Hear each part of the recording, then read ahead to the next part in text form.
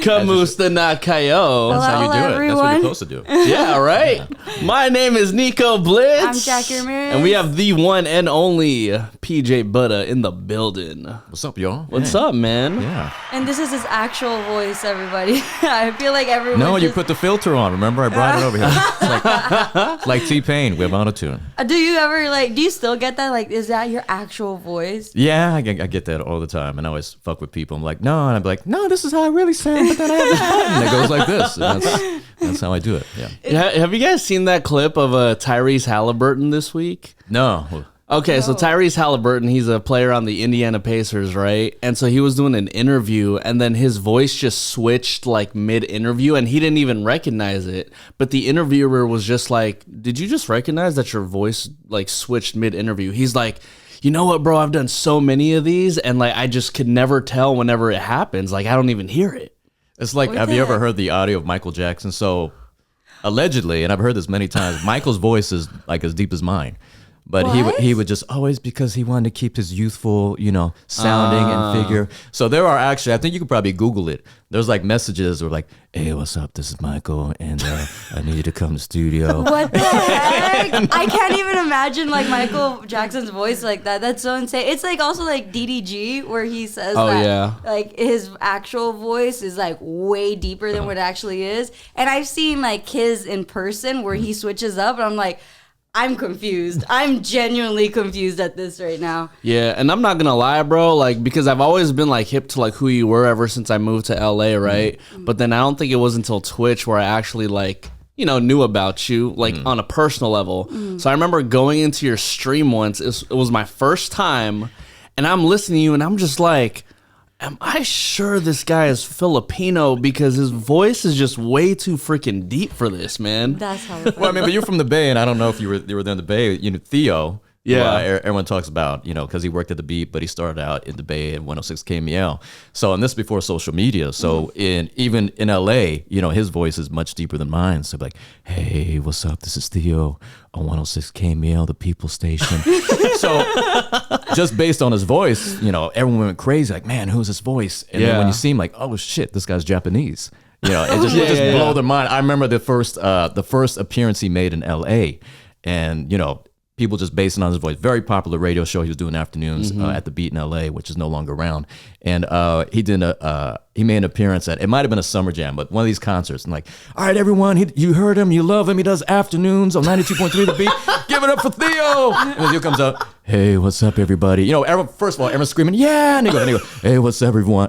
And he comes out, and it's like quiet. It's like, you're like, who the fuck is that? Yeah. Everybody's just so confused. Like, is this the same dude who's on the radio? But then again, it was radio, especially back then too. Yeah, back then too. Because even when I started, at the Beat, I used to listen to it and I'd hear all these radio personalities. So, and it's just like, you would hear someone's voice even on the phone and you kind of imagine what they look like. Yeah. So when I went to the Beat, I've heard all these great radio personalities. John London, The House Party, Dinah Steele, Evan Luck, and they were all white when I worked, and it blew my mind. It's like, oh shit, you guys are white? But then when I worked in radio, the same thing happened to me, so I got it. I was like, oh yeah, okay, I get it. So people essentially thought you were white before actually like visually seeing you. No, people thought I was black. Oh, okay. There we go. Yeah. Even as a kid, I'll tell you a funny story. When I was in junior high, so I finally hit puberty. 13 years old, I hit puberty. And I remember all the girls like, "Ooh, you hit puberty." I'm like, "What do you mean?" So I was dating a girl in middle school, junior high, and I'd always call her House. And I remember the first time I called her House, and her mom's like, "Hi, who's this?" I'm like, "This is PJ."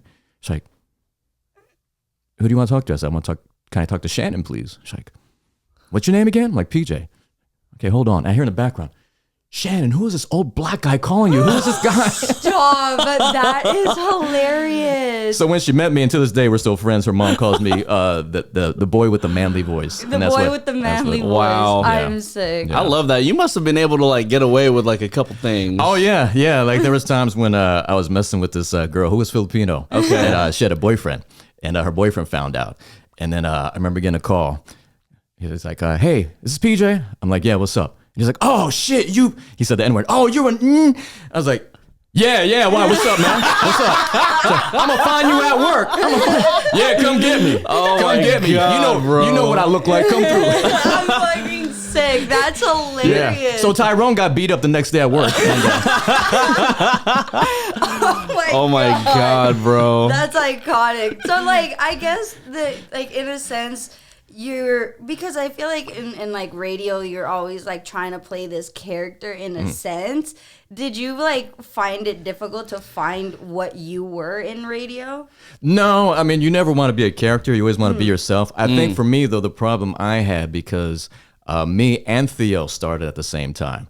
So we both kind of had the same baritone voice. So people would say, "Oh, you're trying to be Theo." I'm like, "No, that's my real voice. That's who I am." So at a point, it upset me to a point where I pitch up my voice more. So I'd kind of like, "Hey, what's up?" You know, a little more in my higher range. Also, you do the Michael Jackson thing. I would do like, "Hey, what's up, guys? It's PJ Butta. I'm 2.3 the beat." Yeah. So I would switch my voice a little higher for that. Wow. Oh. Yeah, no, I mean, I get that. Especially, I mean, probably even considering like both of you knew you were like one of the only Asians like in radio at that time. It's like, how do you even like deal with the separation like internally, you know? Yeah, I mean, it's tough, but it's fun at the same time. Yeah. Especially if you, I mean, social media now, everyone can see how you look. Yeah. But back then, you could just have fun with it. And it was also another story based on my voice. When I was working on the radio, a girl had called me up. It was like, "Hey, PJ." I'm like, "Hey, what's up?"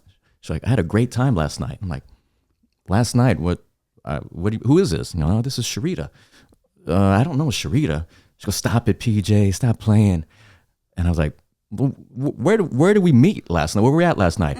"Oh, we were in Carson. We was at at this New Orleans bar, and then we went home." I was like, "Nah, that wasn't me. I'm sorry. I don't know who took you home, but it was definitely not me." Yeah. She goes, "Stop playing. You always fucking around." I'm like, "Well, describe me. How do I look?" She goes, "Well, you're 6'2". Your chocolate skin. You look like Michael Jordan. You're like, "I'm gonna stop you right there. That is not me." And Oh, yeah. He was like, "Well, first of all, I'm like 5'8". You know what I mean? Yeah, definitely have dark skin. Don't look like Michael Jordan or have these skills like Michael Jordan." But dude had a jacket that had my name on it. So this guy, whoever it was impersonating me and would have a jacket. And I was like, crazy. "Damn, I don't even have a jacket with my name on it." That's insane. Damn. Yeah. You know who it was? You know who it was? PJ Butta. PJ Butta. Fucking sick. No, because you know what happened, right? He's been waiting to tell you this joke forever. He's been waiting to tell you. I've been waiting, bro, and I was waiting for the right opening. So Jackie and I, we were in Hawaii for her birthday this past November. We're walking around, and I was like, "Hey, babe, like, doesn't that dude right there look like PJ Butta?" And then she was like, "Oh my God, he does." And I was like, "Babe, that's not PJ Butta, that's PJ Butta." Fucking sick. And I literally looked at him and was like, I know he's gonna like wait to tell him about this joke, and I can't. That's hella funny. Yeah, man. That's funny. Yeah. But when it came to like radio, I mean, you've been in radio for how long now? I started in '93, so now that's over 30 years, I guess. Yeah. Fact checked. I was born in '93. Fuck, wow. Damn. Wait a minute. You know the moment you feel old, that's that moment, right? That was that moment. Well, I guess this is the time to tell you I'm your father. Oh, damn. Sick. It's like that, huh? Yeah. I mean, we're both Filipino. We're both wearing yellow today. You know what I'm saying? You guys are matching. That's kind of crazy. This was not planned. It's Yeah. hella funny, like, because when we were at Dodgers, I think I was hosting with you. If not that I was hosting, obviously with somebody else. But there was a Friday night fireworks that night. And they're like, "Oh, it's going to be the 25th anniversary. The playlist is going to be the 25th anniversary of the year 1998. And I was there, and I was just sitting there. And then I just straight up told Greg, I was just like, "I was born in 98. And then he goes, "See, I didn't need to know that, Jackie. And I was just like, well, I mean, you could just look up, like, my birth year." And then he's just like, "No, I'm not going to do that." Yeah. What's the biggest difference, would you say, like, because you said that, like, when you first started radio, obviously social media wasn't a thing. Is it more beneficial now to have social media because of radio too, in your opinion? I don't know. I think radio-wise, professionally, it's a little harder because it's more work. Now you have to do social True. media. And then also now, before, you've always heard the term like, you have a face for radio because no one cared what you look like. And that's not a compliment, by the way, if you're wondering. so it's like, nobody knew what these DJs looked like on the radio. And unless, you went to a show or concert, or they made an appearance. So you didn't have to worry about your appearance. Now you kind of have to worry about your appearance. You have to worry about doing your social media.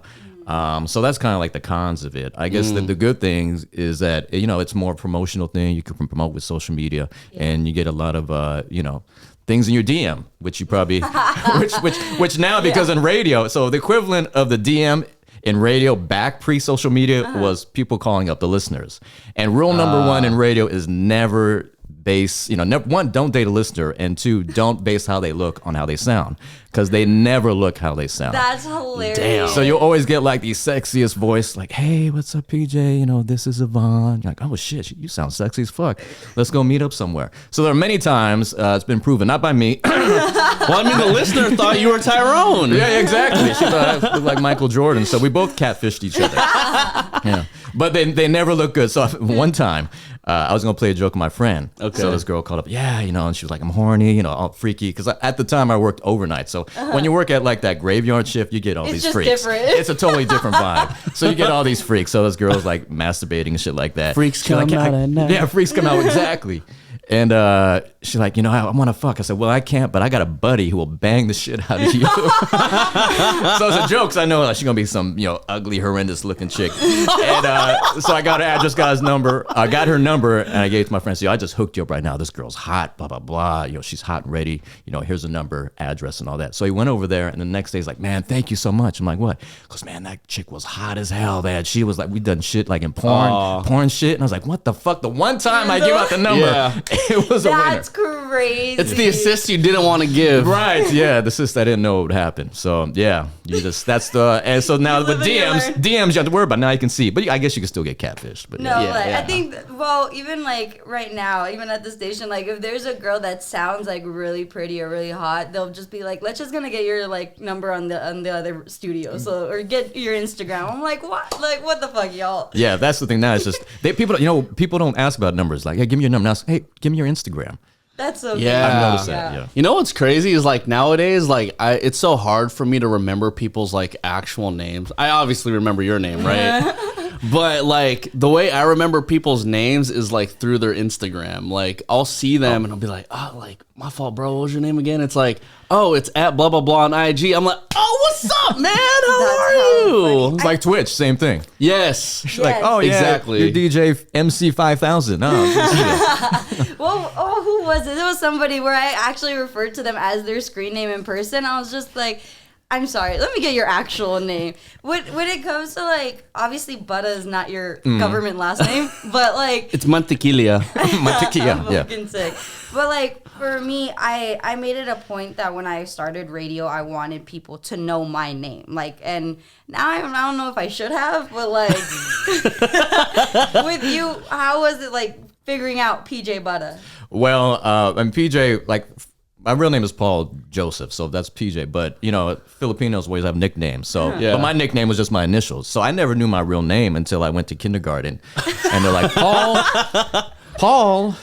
I'm just like, who the fuck is Paul? You're like, why is Paul answering? First of all, I was cussing as a kindergartner, apparently. So I had no idea who Paul was. So I've always been by PJ. So I knew on the radio, I said, I got to go. I can't change my name to something else. Like, I'll change my name to like Mike Ski. And then I've never used that name. People, I had to keep it a name which is PJ. Mm-hmm. So, but at the time, we had Theo. We had a bunch of one-name jocks. I'm like, shit, I just want to be PJ.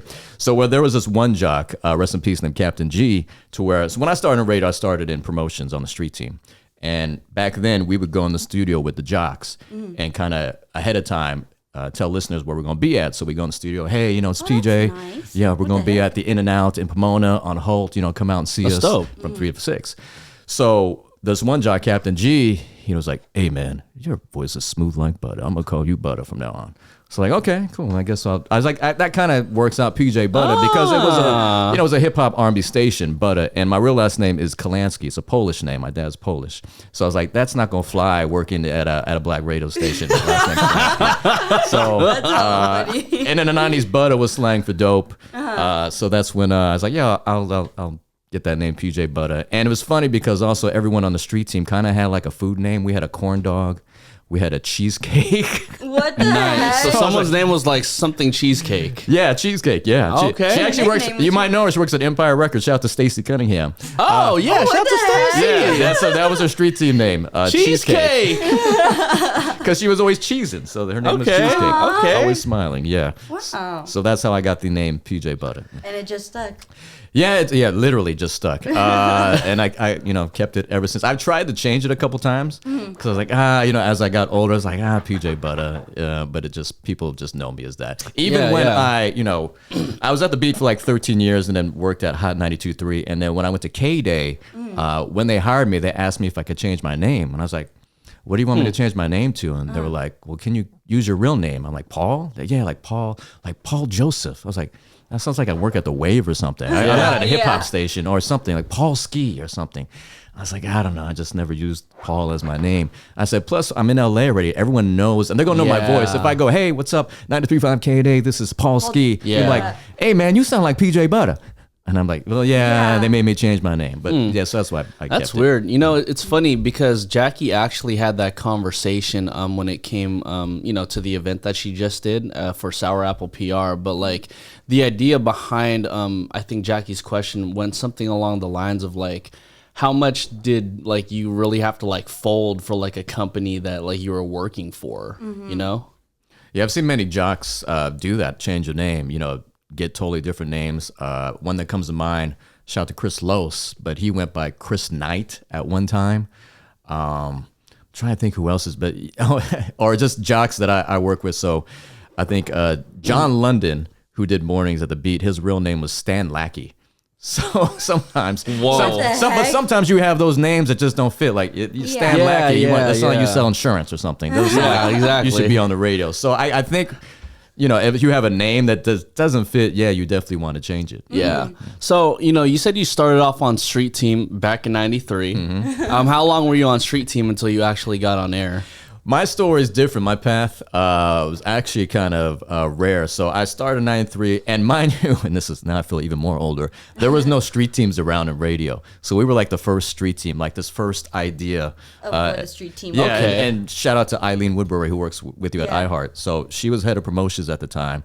And her and Scott Dolivo, rest in peace, they came up to the idea like, hey, we're going to come up with this, like the street team, just to go out and represent the station, and we're looking for interns. And, I got an internship there. So, I did the street team in 93, and then my internship was up, and they said, would you like to be hired in promotions? I was like, hell yeah. This was, originally I wanted to be an A&R, but I wanted to be the music industry. And I was like, well, this keeps me in the radio industry, in the music industry. So I was hired on street team to do promotions, and then, I always believe that no matter what job, you want to learn everyone else's job, and meet everybody and say, hey, hi, what do you do? So I learned how to board up. So I was doing promotions, I'd board up, and then help out in production and stuff like that. So I was board upping though, and also answering phone calls we had a show that was based out of the Bay Area on 106 KML called Street Soldiers. So it was a gang prevention show, and we were sister stations, 106 KML, 92.3 The Beat. So they would simulcast the show, and then sometimes they would fly the jocks, the hosts of the show, down to LA and do the show live from LA. So one time they missed I would board off for that show and screen the call. So one time they missed their flight. Oh. So they're like, PJ, you have to do the show. I'm like, man, I got to talk these gang members off the ledge and shit. Is that what you want me to do? I was like, really? This is what we're doing? You're like, I can dictate someone's life right now. But no, like, no, you'll be the host, but from LA, and then they'll have the the people in the Bay. So I would host the show from LA, and they'd be in the Bay. Okay. And I looked at that as an opportunity. It's like, hey, so this doesn't happen again, and so it saves you money, and radio loves it when you save them money. Oh, yeah. Let me just be the regular host of the show. So I hosted that show for a minute. And I did college radio, too, so they kind of knew I had experience. And then that went in from, hosting this Monday night show that was in the Bay in L.A. to having a weekend shift. And then I almost went up to the Bay to work at 106 KML. They offered me a position, but I went back to my bosses and said, hey, look, I got a job offer at 106 KML, which I love the Bay and I love that station. Love KML. And I really want to, and at that time, the 90s, it was really popping. I was like, man, I really want to go KML, but I just want to give you a chance to counteroffer. And they're like, they countered offered, and it was more money. So I just stayed in LA and worked full time and at the Beat, and I was there for like 13 years. Hell yeah, man. Yeah. So to answer your question, it was literally I went from street teamer to on the air in about less than a year. Wow. That's crazy. Yeah. I mean, that's kind of similar to my story just a little bit, because I did street team for a year, and I told myself, like, I'm going to give myself a year just to do all the random street team shit, right? Like, go to a Vallarta, you know, pitch up a tent, whatnot. For us, it was also like, just do the iHeart Festival. Let me just do this once because everyone's hyping it up. And honestly, it was kind of like, ugh. You know, by the time I ended up doing it, but I was like, whatever, it's cool. But, you know, I put a hard deadline on myself, and then, you know, a little bit past that year is when I started to get like my first DJ gig, like on radio, when it was December of 2018, I believe, 2018. And like, yeah, I was just super surprised about myself. And then everyone was like, yo, like, so what did you do to do that? I'm like, I was literally just around. I was learning how to board op. I was shaking hands. I was actually getting to know the jocks and not like always asking for like a handout or whatever. It was just like, hey, like, I want to genuinely get to know you and like genuinely learn about this stuff because I'm really about it. Yeah. I feel like not that many people really have that drive anymore. And it doesn't even have to be in radio, but people just don't have that drive to want to like work. Yeah, I mean, that's always been the conversation with the difference between different generations, and like this generation is like they feel entitled. Yeah, like, hey, I just pop like up. They're owed something. Yeah, and they don't want to work. Oh, you want me to, you know, type this? You want me to file that? You want me to lift up this tent? What manual labor? What is just that? Just let the AI do it. I honestly feel like that's exactly.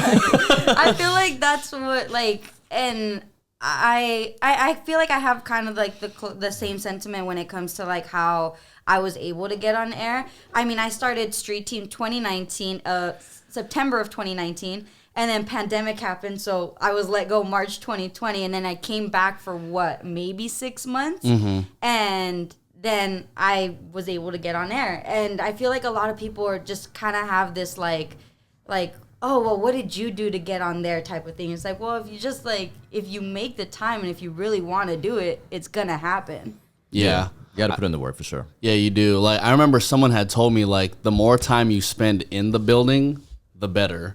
Because, you know, they throw you out to, like, the most random places. Like, 2-3 hours. You could go to freaking Morongo for the next couple of days. That's 3 days that I'm, like, staying away from, like, you know, not learning from, like, the next jock or whatever. Yeah, I mean, I also teach at Mount Sac, and I teach upcoming people who want to be in radio and broadcasting, which is rare. But, you know, you got to make sacrifices, you know, do the work, you know, be around the building, like you said, get to know everybody. You know, for me, you know, I was in college while I was in the radio. So the sacrifice I made is I didn't get to party like everyone else. I was a junior. So my first like on-air gig was I would actually work in Oxnard. So I would drive. I went to University of Laverne. So that was like a 2.5 hour drive. Oh, yeah, that's far. To Oxnard. And I'd do a graveyard shift on Friday nights. So when everyone's going to frat houses partying, hey, PJ, come along. I was like, no, guys, I got to go to Oxnard. I'm on the radio. Oh, so that's when you did the voice switch, right? That's when the voice switch. No, guys. That's hella funny. No, guys. You know, and I would say, and you know, and then the next day I have to be on in the afternoon, so I would sleep at the beach. It was almost like I was homeless on the weekends in Oxnard, and that's kind of like the sacrifices you got to make. It doesn't come easy, and I think that applies today, but people just don't know that. Yeah. I do gotta ask, because you said you teach over at Mount Sac, like. How many students do you have like actually wanting to be in radio? There's a handful, and you know, I had this conversation the other day, and actually I was going to ask you guys, because you guys started, like you said, 2018, 2019, you know, which is kind of later, and like what made you? Because my students don't listen to radio. You know, they do it because one is probably a requirement for something else, or they want to be an influencer or apply what I'm teaching to social media. Or they want to do podcasts, you know, like this. That's mostly they want to do podcasting than anything, because they're not conditioned or don't have the habit like someone like me, where we were in the car listening to radio. But now, you know, you can hook up your Bluetooth something to your car and stream. You're not listening to the radio. So we have that habit. So kids who grow up, these kids now coming up that are in college, they never listen to the radio in the car unless their parents had turned it off. So I think for me, like, it was, I I grew up listening to Howard Stern. Like, my dad would drop me off in the mornings at school, and it was Howard Stern. I would hear the chaos of Howard Stern, and when he would pick me up, it's still Howard Stern. Like, I think for me, it was always, like, in my mind of, okay, I want to grab somebody's attention like that, and I've always wanted to be in entertainment. Initially, I went to school for broadcast journalism to become a sports journalist. And then once I figured out, I'm not going to watch every game. I don't know how to do stats. I'm not going to, do all that. I'm like, okay, well, I still want to be in front of a camera. I still want to report on stuff. How can I do it? And I'm like, well, I know I wanted to do radio. I know now that there's entertainment hosting. And then that's when I was like, okay, well, I'm just going to go full force with this. And I didn't finish school, and I just went full force with doing what I wanted. And luckily it worked out. Thank God it did. But I think my introduction to radio and wanting to do this was hearing Howard Stern every day. Yeah. I think for me, especially growing up in the Bay, KMEL was just my favorite station ever. I would bump that shit so much, bro. And so, for me, there would be this show, and I believe it might still be on right now. It was called Home Turf. And Home Turf would just play literally, all the homegrown stuff from the Bay Area. So then, of course, being naive, I'm like, man, that's so cool. I could go to LA. I can have my own radio show where I get to play local stuff, whatever. And then it's yeah. But I say all that to say I've just always had a love for music, right? And then once I figured out what it actually was, instead of complaining oh, why don't we do this? Why don't we do that? I come to realize there is a system to this and why everything works the way it does. So in retrospect, I look at everything and I'm just well, now radio can easily just become one of my stepping stones into more things in the music industry. So, without going to college first and then pursuing broadcast journalism, which eventually led to radio, that eventually led me to DJing. It eventually led me to podcasting. It eventually led me to, honestly, just meeting Jackie and doing everything that we're doing now with the Food Fest, with the podcast and everything. So, at least for me, and this is kind of going off on a tangent a little bit, right?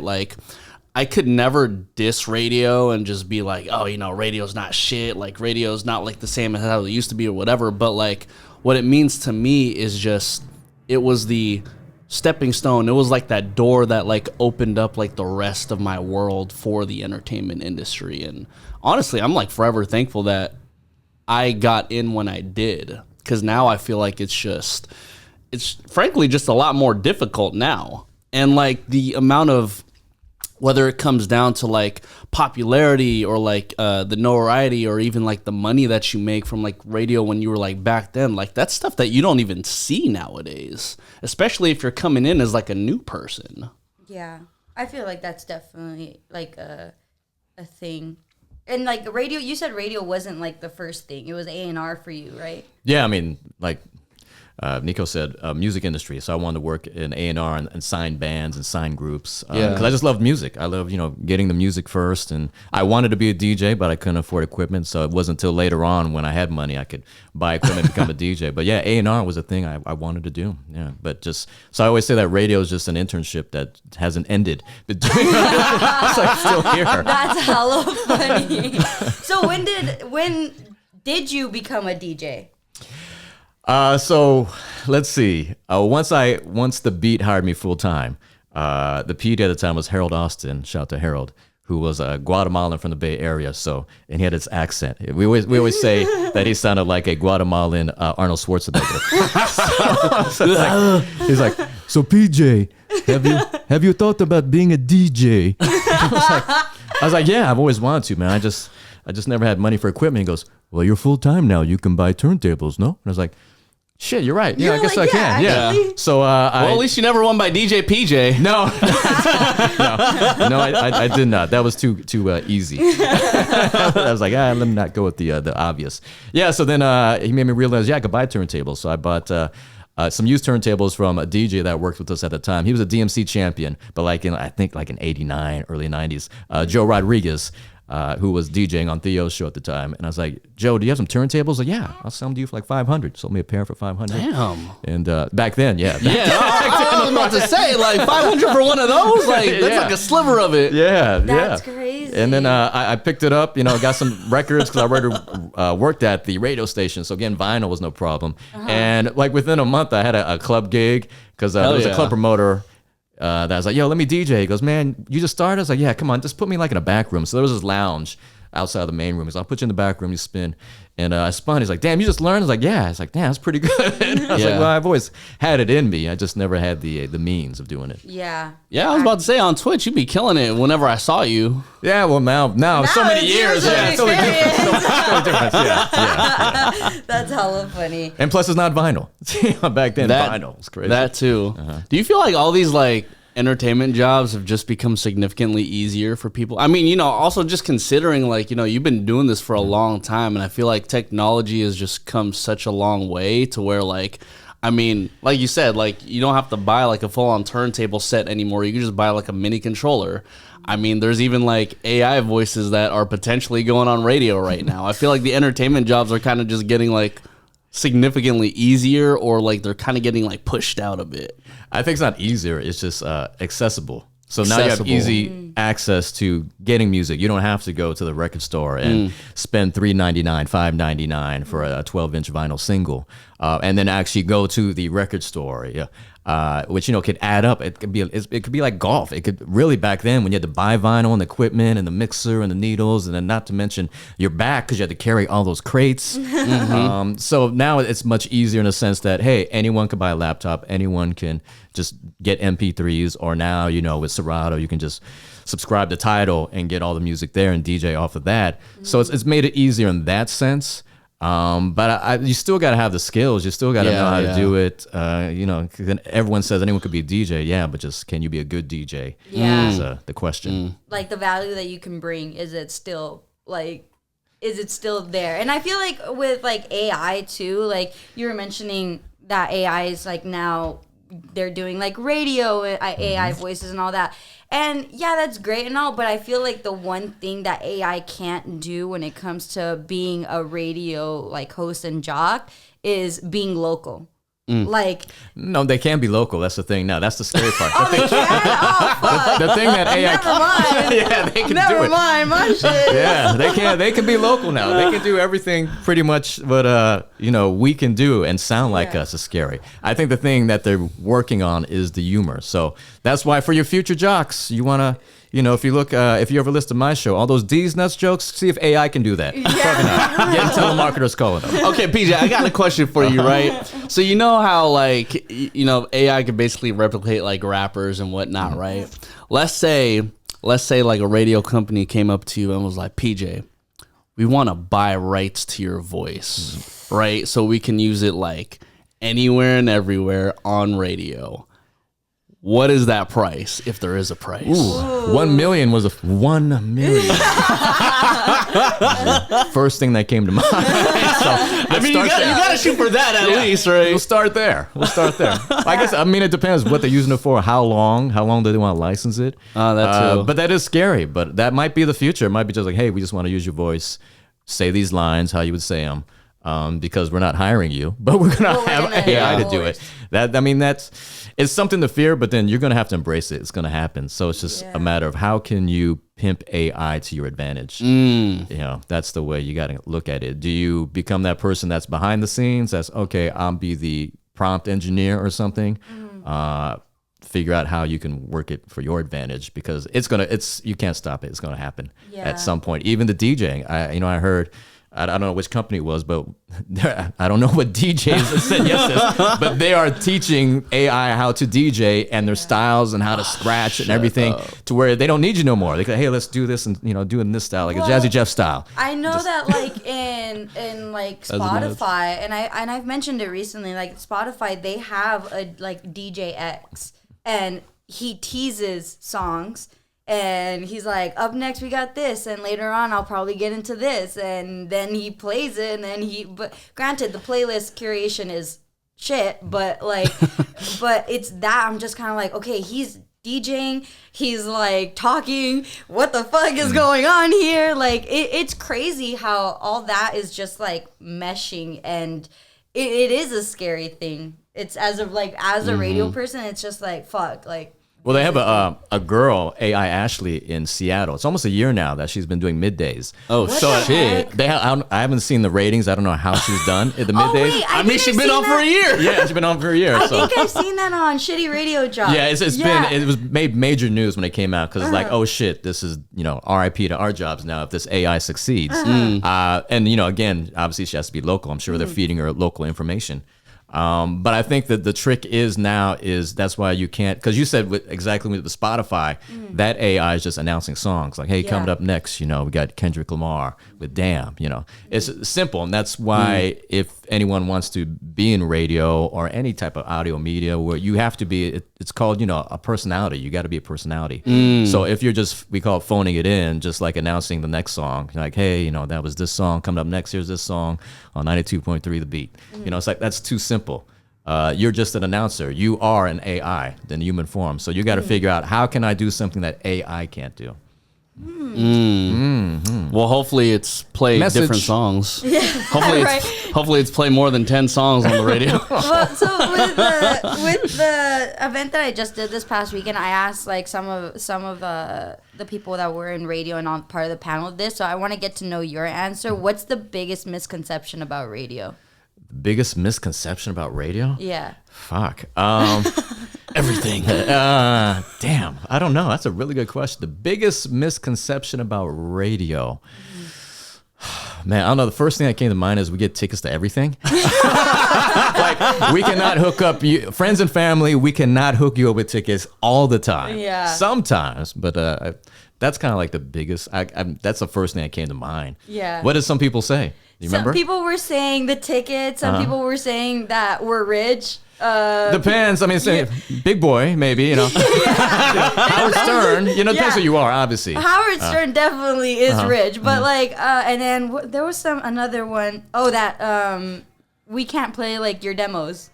Yeah. Oh yeah, that is a thing too, where you get like people, hey, can you listen to my song and put it on the radio? No, we can't. It doesn't work that way. We don't have home turf. On the radio, we can do stuff like that. Those were some of the top answers that I got. I was just like, wow. Could you break it down for people on this podcast who probably don't know this, but why is it on radio it's the same 10, 15 songs in rotation? Well, now here comes the professor in me. It goes back to somewhere in the 50s. I forget the exact date, but and I forget the dude's name. I want to say his last name's Haley. But anyway, so this one guy in 1950s, on radio, was just kind of fresh, just a baby. He goes into a diner and notices, and on the diners back in the day, they had like jukeboxes, so you could play whatever song you want at your table.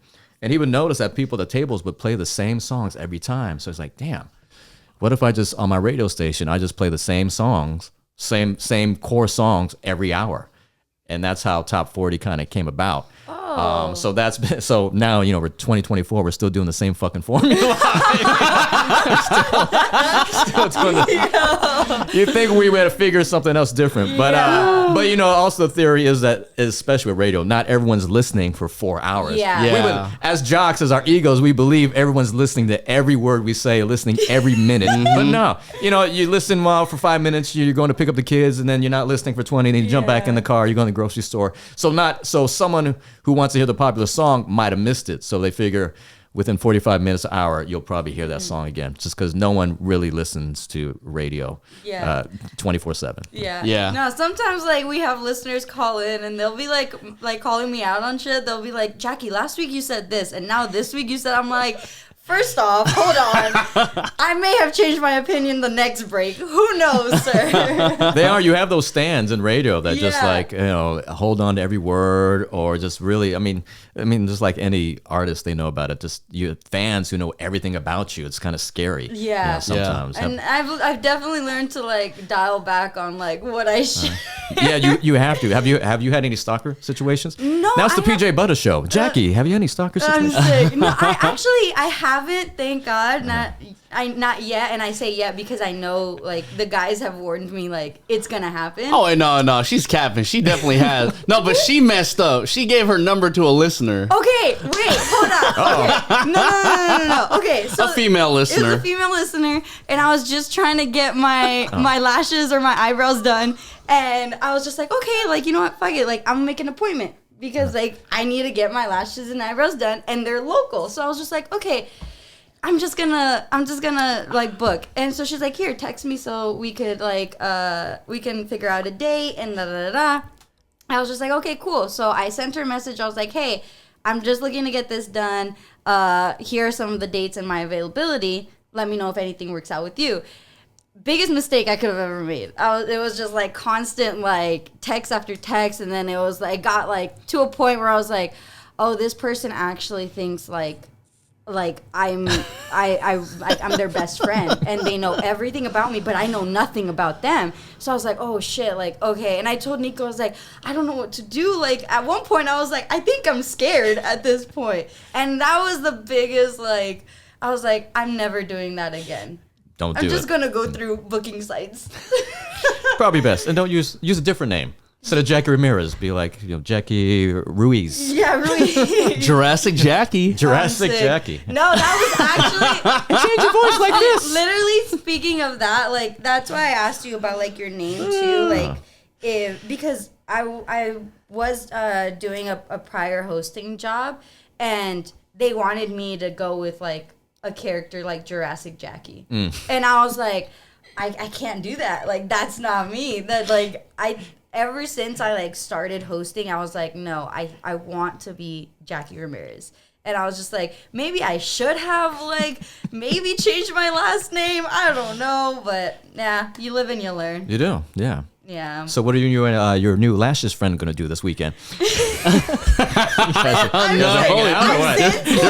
for that. Yeah, I've since found another lash tech, and that's great. Yeah, so no, but that was definitely one of no stalkers yet.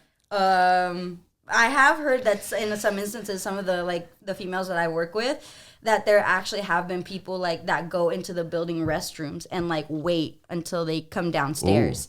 Yeah, and I was just like, oh no, I can't let this happen. It happens to the guys too. I mean, it's happened to me. So really? You get like stalkers. Oh yeah, I have one. It's funny. So I got this Christmas card, and this is when I was at the beat in the 90s. So it was a Christmas card. I was like, oh, a fan sent me a Christmas card. And the handwriting was like a kid. So like, oh, a little girl sent me. And her name was, I can't remember her name, but let's say her name was Penny. I was like, oh, Penny, what a sweet girl to send me a Christmas card. So then I get a call from a listener. I was like, hello, PJ? I'm like, yeah. She's like, did you get my Christmas card? I was like, was this Penny? Like, yes. I was like, oh, shit, she's not a kid. It's like, yeah, thank you so much, blah, blah, blah. So then she would show up at every event I was at, and she looked like, she looked like a black olive oil. She was like really skinny, like literally looked like olive oil from Popeye. So she would show up, and I came out, hey, how you doing, Penny? I'd be nice, because meeting her in person, you kind of knew, okay, something wasn't right. Yeah. So, but you didn't want to set her off, so you'd be nice, like, hey, how you doing? Thanks so much for coming out, blah, blah, blah, we'll see you again. So one time I was hosting a club in Diamond Bar, and she shows up. Good old Diamond Bar, 57. So she shows up. It's like, hi, PJ. And I was like, oh, hey, what's up? What's going on? Do you want to dance? I was like, oh, no, you know what? I got to get on the mic. I got to go. And then she made like a whole incident, like, what? You don't want to dance? Blah, blah, blah. Start crying and making this commotion and making a scene, right? And security came over. Like, what's going on? I was like, yo, she's kind of crazy. You might want to take her outside. So they took her outside, and she was still, saying all this crazy stuff. And so it's like, can you just come outside and calm her down? So I went outside. Say, listen, I appreciate you coming out, appreciate the support, but I don't know what you think we have. She's like, but you're my boyfriend. I'm like, no, I'm not.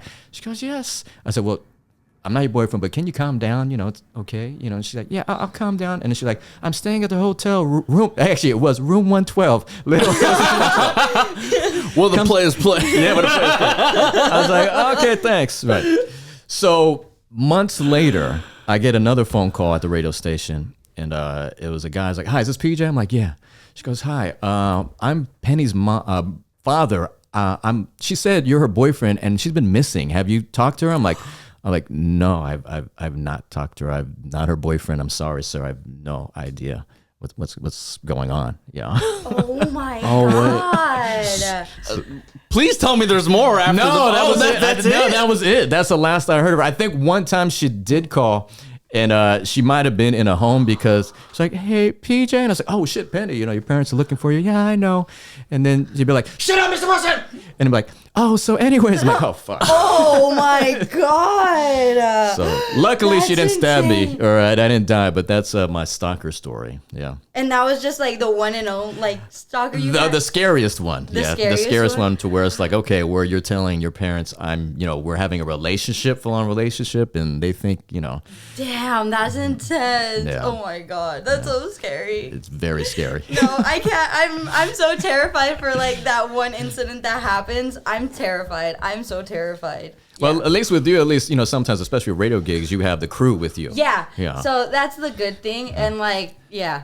And luckily, I'm in a show where it's like all males, so I'm like, okay, at least someone's gonna help me here. And at Dodger Stadium, we have security. Yes, exactly. We do have that one guy. I forget his name. Oh He's my like- god, I don't know his name either, but I know exactly who you're talking Right. about. He's a And good security guard or what? Well, yeah, sometimes security, but he's like, for some reason, he's in love with Dave Styles. Shout out to Dave Styles. Yes, So yes. he always thinks I'm Dave Styles. Hey, Dave. I'm like, yeah, what's up? What's going on, guy? Yeah. That's funny. I remember he always thought that Morgan was Dave too. I think. Well, they kind of look like me and Dave. Definitely don't. Dave is white, blonde hair. Looks like he Yeah. could be in a boy band, and we do not look alike. But Dave is One Direction, and that's down.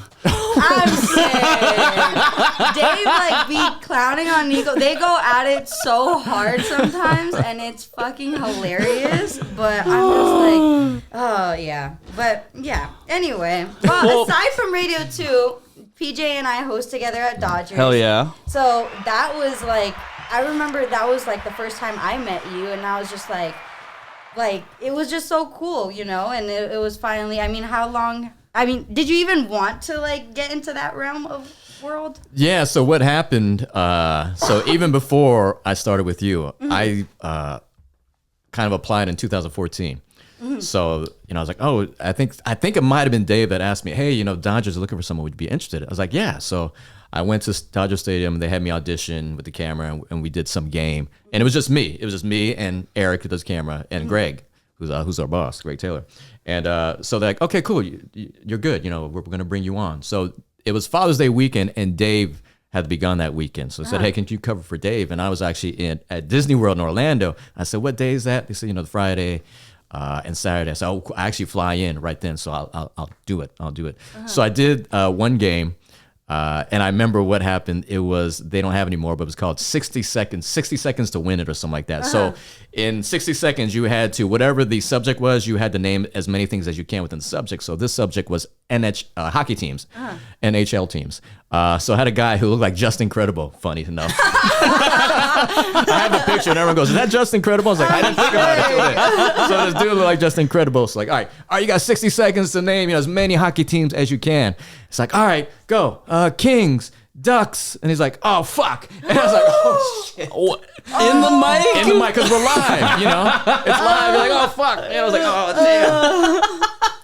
So, afterwards, I'm like, ah, shit. And Greg's like, that's cool. Don't worry about it. It happens live. You don't know what we're going to say. And then they asked me to come next day, but it was Father's Day. And I was like, I can't. It's Father's Day. I got a daughter.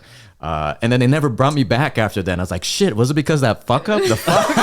It was somebody else's fuck up that game. Yeah. So they never brought me back for whatever reason. So then 2 or 3 years ago, I had another buddy hit me up. Was like, hey, would you be interested for hosting the Dodgers?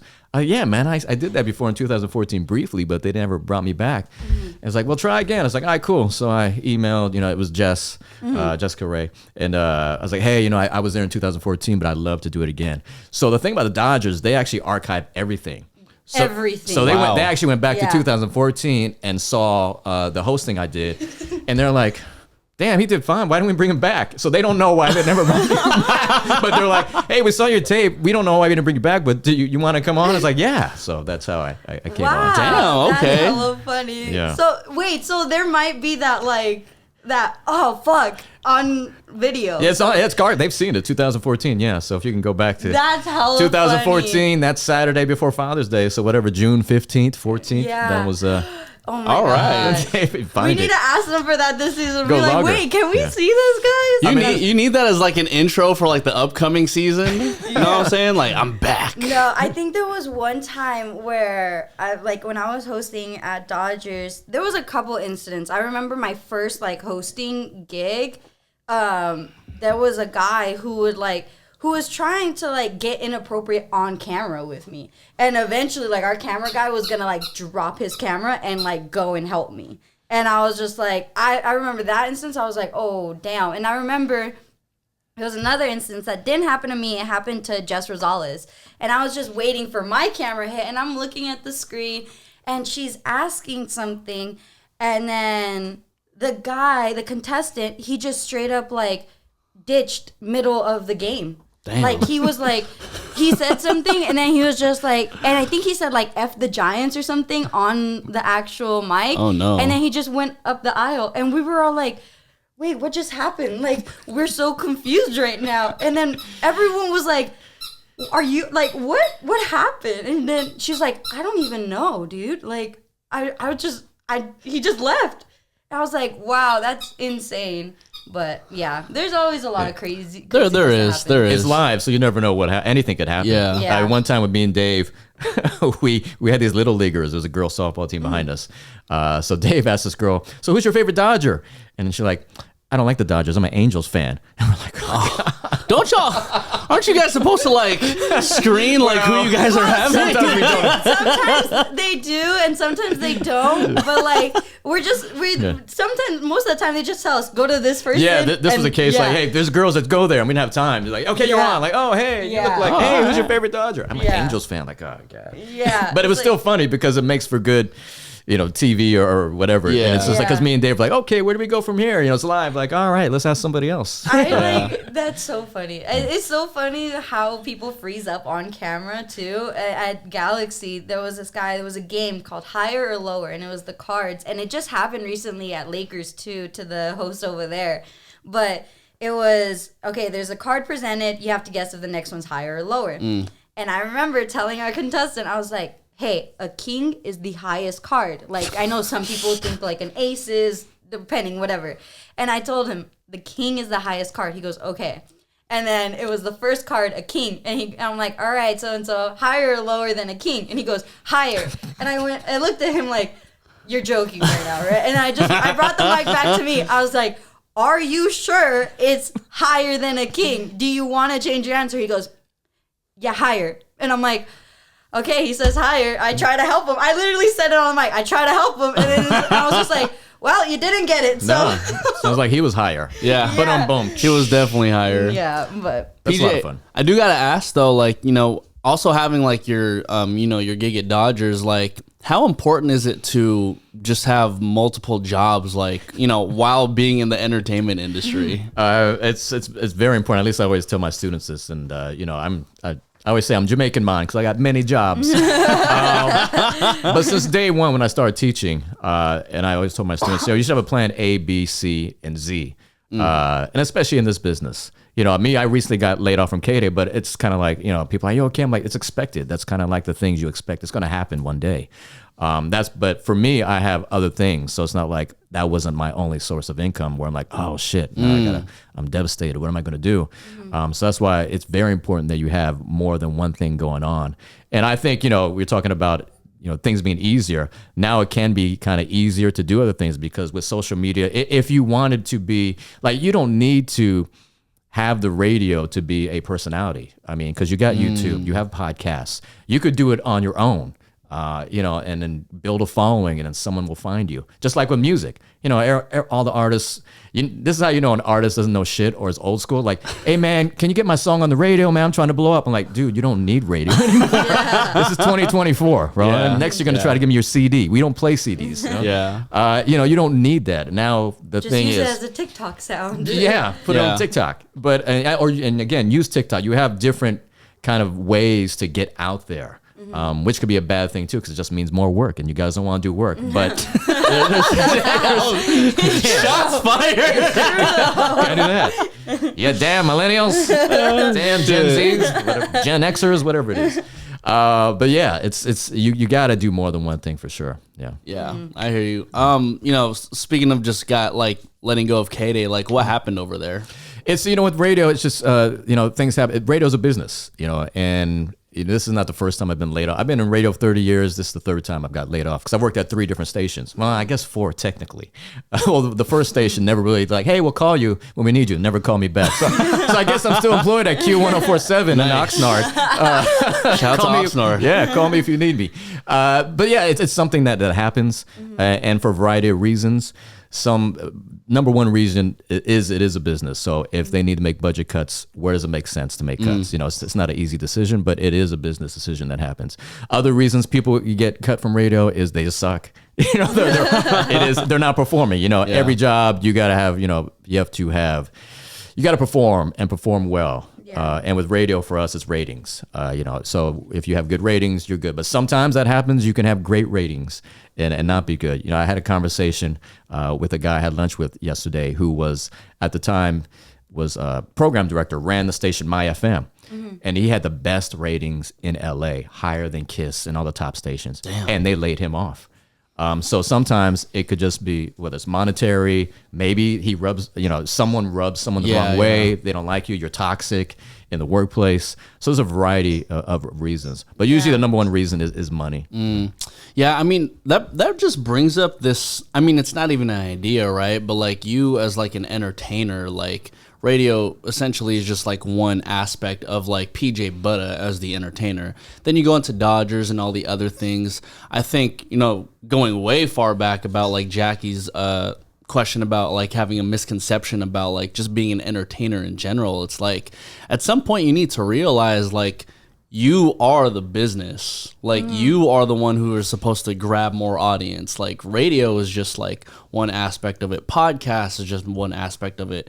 Being an entertainment host for like Dodgers and like everything else is just one aspect of it. And I don't think people necessarily like understand that. Because I'm sure you have students who are just like, yeah, I'm going to just do this. And like, that's it. That's the end all say all. But entertainment is just so massive. And again, to what you were saying, is so accessible now that like you kind of have to do a little bit of everything. Yeah, you do. You are a brand. You're definitely your own business. It's not like, hey, I just work one job and that's it. But yeah, you are a brand, whether you're an artist, you're an entertainer, you have to, put up content, be in people's faces, get followers, have fans. And, that leads, sometimes it's all synergetic. So it all, if you're on the radio, you're doing a podcast, you're a DJ, you're a record producer in the music industry, maybe you're even an artist, that all comes together. And I think that's kind of like how it's developed over the years. Like you can't just be one thing. You have to be a lot of things, but also be good at those things too. Yeah. I hear that. Oh, a lot of nerdy radio talk, and I actually love it. I don't get to talk about this shit because also too, there's not too many Filipinos in radio, so it's like it's good to just get that perspective from like, you know what I mean. And I feel like you've just had the radio experience, not necessarily like the Filipino radio experience, I guess, if that makes sense. Yeah, I could be wrong though. No, and someone pointed it out, and I kind of fact checked it, that I was the first Filipino on air in LA. Hell yeah. There might have been another one, but he was Hawaiian. Billy Blanks, he worked at KISS. Because there used to be a website, it might be still around, LA Radio, and this guy was a radio historian. So I hit him up, like, yo, were there any other Filipinos that were on the radio, before me? And he said, well, Billy Blanks, but I think he was Hawaiian with Filipino descent. So if I'm not the first, one of the very few who were on at LA at the time. Well, we had a lot of DJs though, like turntables. Definitely not on the mic. Yeah, but you were rocking with like Icy Ice and all them way back. Yeah, so when I started, that's when we really had like the Beat Junkies. So we had Icy Ice, we had Melody, who was so fucking dope. Oh yeah. Just seeing Melody live in the studio. And all those, I don't know what's in the water in Cerritos, but all the fucking all the DJs in Cerritos got some superpowers, So it was amazing at that time to see, the Beat Junkies and witness them. And Curse was on at the beat. Yeah. Icy Ice Sister Symphony was up there. So, and then me and Ice used to do a show too together. We did Friday Night Jams, and and shout out to Ice Ice, because me not being from LA, he kind of introduced me to the Filipino community in Los Angeles, and we do events and stuff like that. And Yeah, I mean there wasn't too many. There were no Filipinos on the radio, but working in radio for sure, and in the music industry. You know, Brian Sampson, shout to him. Yeah. Philip Indoito. Shout out to Brian Sampson. Yeah. Why are you laughing? What, is there some joke here? No, because So you've known Brian Sampson for years. Yes. I've known Brian Sampson since like 2016 or 17. Yeah. And I know him in kind of the same light, but also a completely different light. So like, I take him seriously, but at the same time, I don't as much as I should. Because he's your elder. You got to bless him. When you see respect. Because like Brian Sampson and Kev and Nico together is just a mix of just like of like chaos. It's a whole bunch of fucker. I mean, Kev will say Brian Sampson's my fucking dad, and I'm like, all right, bro, relax. Well, your head's not that square like that. Like a Easter Island statue. Oh my god, I'm sick. That's hilarious. You know what's fun? Well, you know, it's funny that you mentioned like Melody, Icy Ice, and all them, because like when I joined in on Twitch, right, like it was weird because I felt like I didn't really know anybody like that at the time. But then I noticed like all these like inner circles between like you, Ice, Melody, everybody, like y'all were already like super fucking tight, and I kind of felt like, damn, am I joining this party later? What the fuck? But I say all that to say, like, seeing as how you guys had like your roots from like, you know, way back in the day, it's cool to see like everything continually come like full circle. Like, what is that, like 20 years later or something like that? I mean, I'm sure you guys have upkept your relationship over those years, but for me as like a viewer, like seeing everything, I guess, just kind of transpire and just see the pockets of like decades of your guys' relationships just like continue to form. It's a really cool thing. It's good to see there's no beef. It's good to see that everything is just like kosher. And also coming from like a Filipino perspective, it's cool to see like every Filipino just working with each other basically. Yeah, I think at the time with anything, whenever you share an experience with someone, you kind of have that experience that's lifelong. You know, for me and Ice and Mello and Curse, one coming up at a radio station, which was a great time to be in radio in the 90s, because that's when like West Coast hip hop was happening. You know, and it was at a time when hip hop was just being played. It wasn't just like, oh, we're gonna play hip hop Friday nights at midnight till 2 o'clock. You know, now they're slowly introducing hip hop, and which meant now mixers are coming in. So it was kind of like a new thing, and we're all like sharing this, and it was dope to say we're a part of this. There's a museum in LA called Hip Hop Till Infinity that kind of showcases the last 50 years of hip hop. But the cool thing is they have like a lot of West Coast artifacts there. So they had a media kind of day there, and I was there, and Curse was there, and we're just looking at all the stuff, and he was like, you know, between me and you, we could probably do our own museum of all the stuff that we've seen or have. And it's true, and I think it's because we have that, we've experienced that, we lived that, and we're still we're in it, you know. And to see each other, it's like, okay, it's like, you know, we're kind of part of history. Yeah. And so we have that in common. And you guys are also standing the test of time with it too. Yeah. I mean, they're still DJing. You know, I'm still doing my thing. So it's nice to see people still in it. You know, not giving it up, and that just shows you the love for the music, the culture. Yeah. I hear you. Looking back at everything, and this might just be our last question, but like, is there anything that you would have changed, like within your journey of just being in the entertainment industry for the past actually 30 years? Yeah. Anything I would have changed? I don't know. You know, the one thing that I don't regret, but I always look back, is like, how would my career be if I went to KML? I was thinking that too. I was thinking that. Yeah. Because I know I would have killed it, because at the time, I mean, still kind of like the same, is the audiences are different. Like, LA is LA, and I love LA, but the Bay is just a whole different vibe. And I think it was more unified in the Bay. Like, you have everyone hanging out, blacks, whites, Latinos, Samoans, Filipinos. And even at KML at the time, when you listen to it, I mean, you had Alex Mejia there, he's Mexican. Yeah. You know, you'd have Ricky Lee, you know, DJing. So you'd have different, you know, diversity. And it was just such a big station. Yeah, Mind Motion. You know, Chewy there. And so I was like, man, if I was there, part of that crew, that legendary crew, I think it would have been really dope. I always look back like, dang, how would that have turned out? You know, how dope would that be? Yeah. When you brought up like potentially going to KME, I was like, damn. Yeah. I wonder how it would have changed, if anything, you know? Yeah, I wonder. But then again, I would have missed out on the stuff in LA, you know, in the Yeah. 90s, the great stuff that happened, you know, Yeah. you know, I was on the radio when Tupac passed away, and I had to announce it on the radio because I was filling in for Theo at the time. Oh, wow. So I you know, I would experience that because that happened in 96, but just to have those moments like that, or when Biggie passed away, I was literally, the station at the time was a block away from the automotive museum where he got shot at.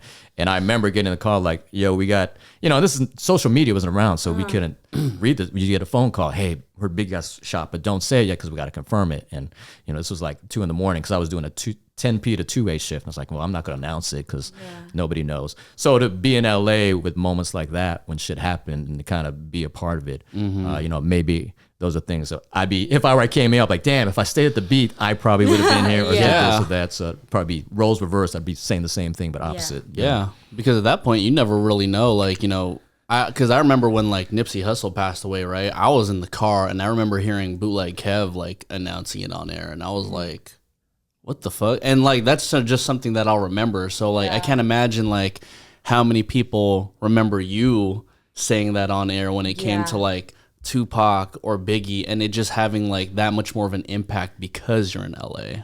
Yeah, because at that time radio was social media. That was where you got your news. Right? Breaking news on the radio. You know, it's always scary when you hear like more than 3 songs in a row from an artist. Like, did they die? Why is he playing 3 DJ Quick songs in a row? What happened to Quick? Well, I mean, you hear Drake all day. He's not dead. You know what I'm saying? Yeah, I guess you're He right. has a dick pic, but that's about it. You're horrible. PJ Butta, man, where can everybody find you? You can find me on OnlyFans. No.